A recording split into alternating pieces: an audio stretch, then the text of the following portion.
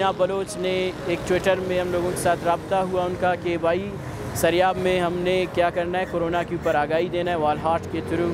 फिर मैंने कहा सही, हमारे स्टूडेंट जितने भी हैं फ़ाइन आर्ट्स के हैं, तो हमने कहा कि चलो हमसे जितना हो सके हम समाजी एक शहूरी काम करें, लोगों के लिए इस तरह के वाल आर्ट बनाए, लोगों को आगाही दें ताकि लोग एहतियात करें।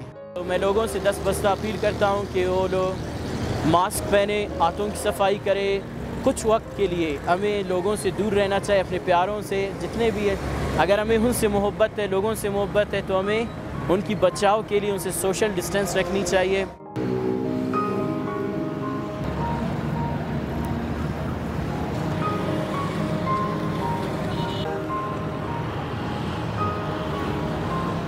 हमने सोचा हम क्यों ना एक अवेयरनेस दे लोगों को थ्रू स्ट्रीट वॉल पेंटिंग्स और कोरोना के बारे में लोगों को आगाही दे, चूँकि सब अपना कंट्रीब्यूशन दे रहे हैं। सूबे को, इस मुल्क को हम भी अपना कंट्रीब्यूशन दें।